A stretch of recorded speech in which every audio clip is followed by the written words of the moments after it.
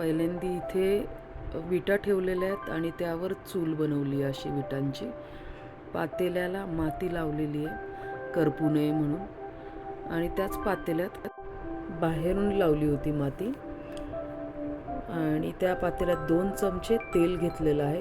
2 चमचे म्हणजे पळीभर, 2 पळी तेल घेतलेलं आहे.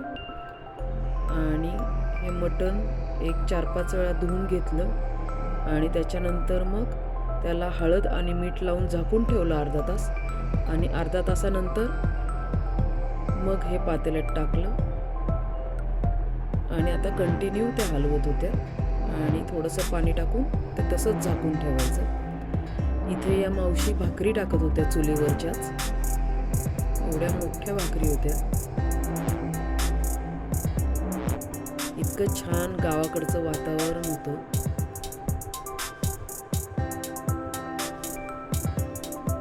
आणि ऊन लागू नये म्हणून तंबू सारखं केलं होतं त्यांनी, आणि तिथे त्या चुलीवर भाकरी टाकत होत्या. अगदी छान.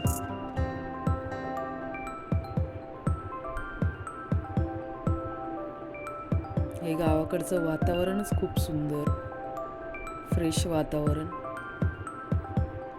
हसत खेळत बोलत छान भाकरी करत होत्या त्या. इथे आपला मसाला रेडी झालेला आहे.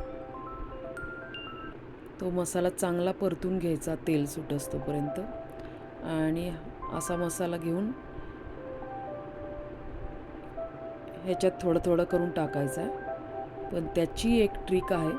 पहिल्यांदा हा 1 चमचाच टाकला, मग हलवला व्यवस्थित, आणि आता त्यातलं थोडं थोडं रस्सा काढून घ्यायचा आणि तो त्या मसाल्यात टाकायचा. म्हणजे मिक्स होतो व्यवस्थित मसाला, गाठी गाठी राहत नाहीत आणि तो टाकताही येतो पटकन भाजीमध्ये. सगळीकडं मिक्स होतं हे वाटण. आणि त्या भाजीलाही इतका सुंदर कलर आला होता, तो तुम्हाला बघायला मिळेलच नक्कीच. तुम्ही या जेवायला.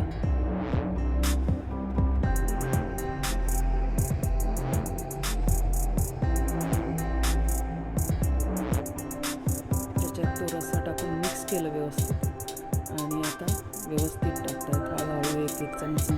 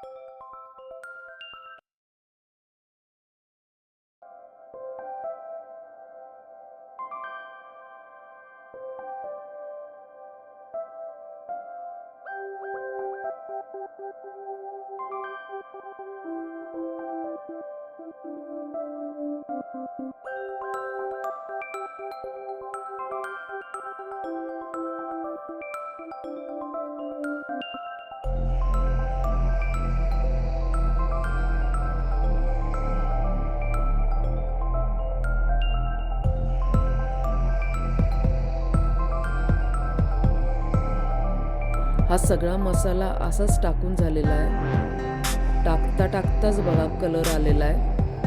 छान लाल कलर आला होता आणि शिवाय तेलही सुटलं आहे सुंदर, आणि वासही छान येत होता घमघमाट. हे असेच नवीन नवीन व्हिडिओ पाहायचे असतील तर लाईक करा, शेअर करा, सबस्क्राईब करा माझ्या यूट्यूब चॅनलला.